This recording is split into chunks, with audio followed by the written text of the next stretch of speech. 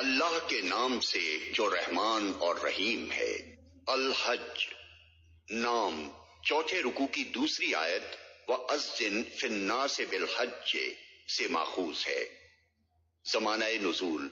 اس سورے میں مکی اور مدنی سورتوں کی خصوصیات ملی جلی پائی جاتی ہیں، اسی وجہ سے مفسرین میں اس امر پر اختلاف ہوا ہے کہ یہ مکی ہے یا مدنی، لیکن ہمارے نزدیک اس کے مضامین اور انداز بیان کا یہ رنگ اس وجہ سے ہے کہ اس کا ایک حصہ مکی دور کے آخر میں اور دوسرا حصہ مدنی دور کے آغاز میں نازل ہوا ہے، اس لیے دونوں ادوار کی خصوصیات اس میں جمع ہو گئی ہیں۔ ابتدائی حصے کا مضمون اور انداز بیان صاف بتاتا ہے کہ یہ مکہ میں نازل ہوا ہے، اور اغلب یہ ہے کہ مکی زندگی کے آخری دور میں ہجرت سے کچھ پہلے نازل ہوا ہو۔ یہ حصہ آیت 24 وَهُدُوا إِلَى الطَّيِّبِ مِنَ الْقَوْلِ وَهُدُوا إِلَى صِرَاطِ الْحَمِيدِ پر ختم ہوتا ہے۔ اس کے بعد ان الذین کفروا ویصدون عن سبیل اللہ سے یک لخت مضمون کا رنگ بدل جاتا ہے، اور صاف محسوس ہوتا ہے کہ یہاں سے آخر تک کا حصہ مدینہ طیبہ میں نازل ہوا ہے۔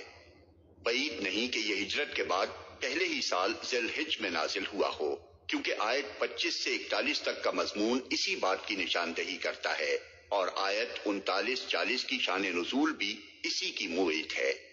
اس وقت مہاجرین ابھی تازہ ہی اپنے گھر بار چھوڑ کر مدینے میں آئے تھے۔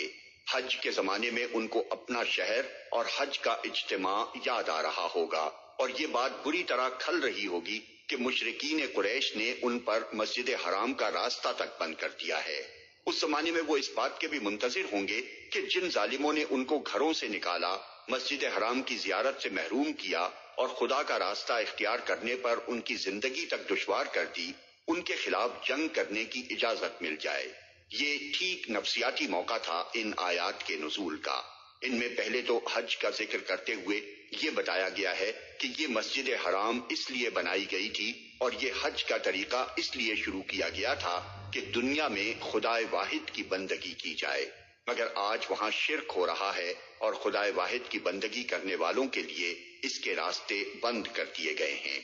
اس کے بعد مسلمانوں کو اجازت دے دی گئی ہے کہ وہ ان ظالموں کے خلاف جنگ کریں اور انہیں بے دخل کر کے ملک میں وہ نظام صالح قائم کریں جس میں برائیاں دبیں اور نیکیاں فروغ پائیں۔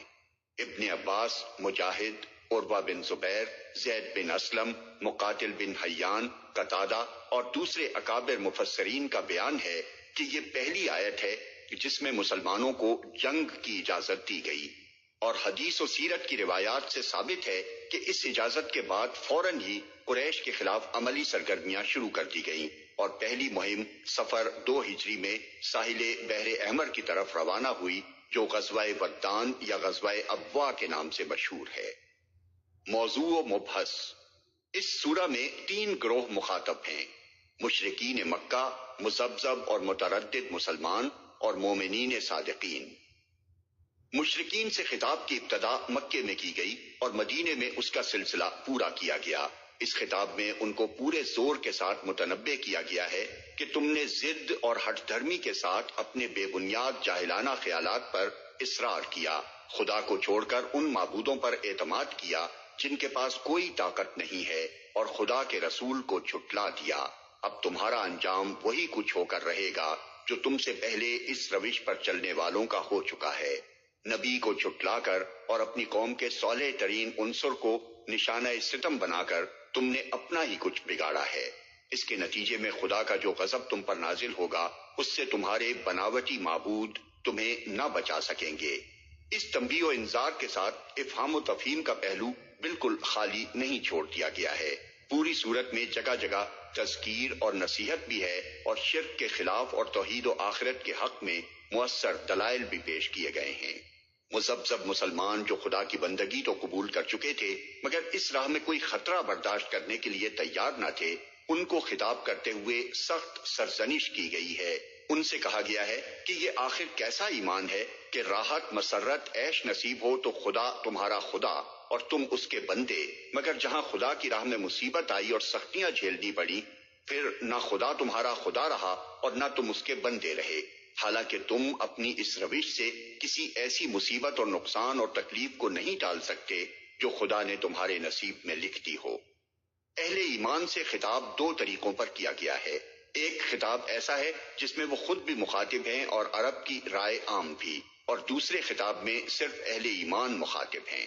پہلے خطاب میں مشرکین مکہ کی اس روش پر گرفت کی گئی ہے کہ انہوں نے مسلمانوں کے لیے مسجد حرام کا راستہ بند کر دیا ہے، حالانکہ مسجد حرام ان کی ذاتی جائیداد نہیں ہے اور وہ کسی کو حج سے روکنے کا حق نہیں رکھتے۔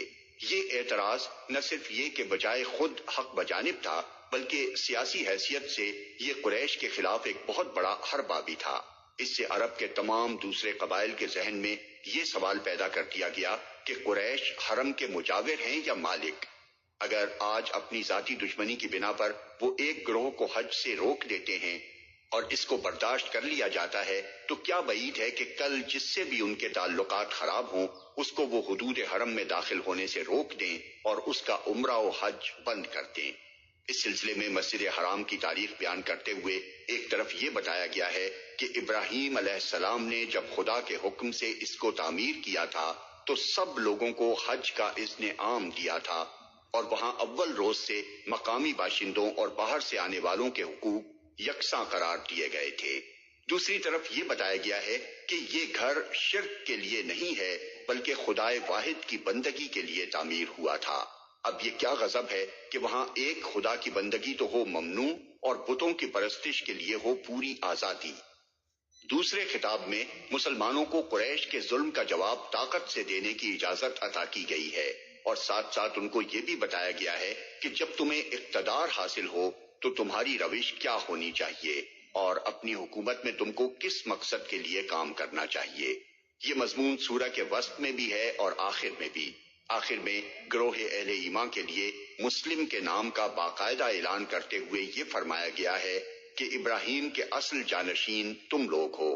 تمہیں اس خدمت کے لیے منتخب کر لیا گیا ہے کہ دنیا میں شہادت علی الناس کے مقام پر کھڑے ہو۔ اب تمہیں اقامت صلاۃ، ایتاء زکوٰۃ اور فعل الخیرات سے اپنی زندگی کو بہترین نمونے کی زندگی بنانا چاہیے، اور اللہ کے اعتماد پر اعلاء کلمت اللہ کے لیے جہاد کرنا چاہیے۔ اس موقع پر سورہ بقرہ اور سورہ انفال کے دیباچوں پر بھی نگاہ ڈال لی جائے تو سمجھنے میں زیادہ سہولت ہوگی۔